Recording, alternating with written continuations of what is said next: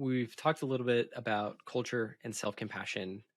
And I was wondering, for somebody who is like, yes, I want to bring more self-compassion to myself and within my organization, is there a specific practice that we can introduce someone to, or a conversation that we can prioritize or make a habit with the organization? Or is there a question that people can ask more consistently that will help change their trajectory to the world of greater self-compassion?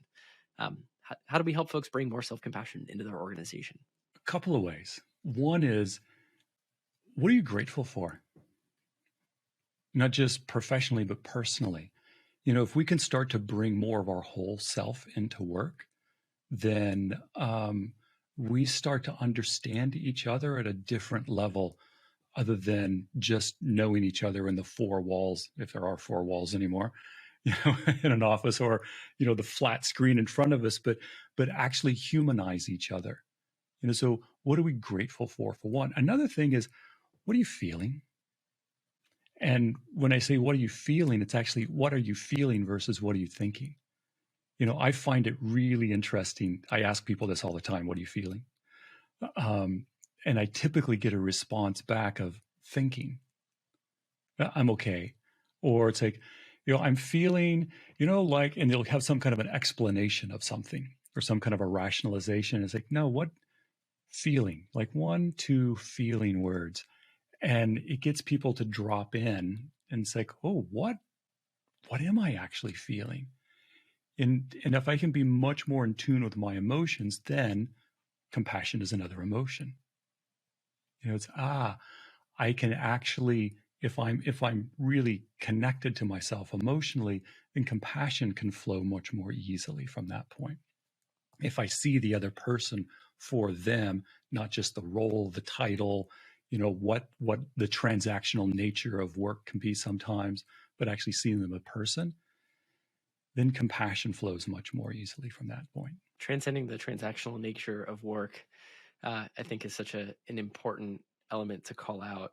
And it makes me wonder, like, part of this requires an element of patience. And so part of me is like, how can we help somebody cultivate the patience to then be able to develop the compassion for this? And so I don't know if there was a way that you are able to cultivate that space and patience for other folks, to create like this sense of compassion. If you had any thoughts about that. I do. So one is, how are you able to regulate yourself?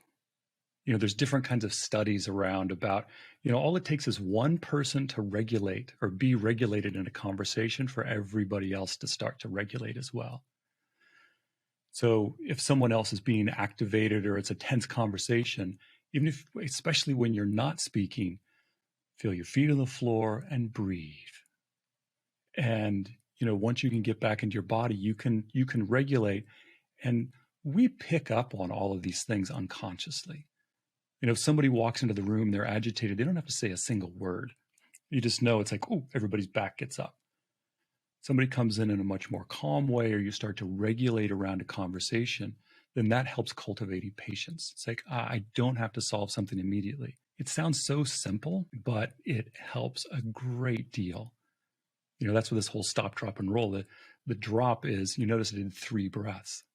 There's nothing magical about that, but it's, you take 3 good breaths, you're going to be in a different place. And then patience, it comes up more naturally from there.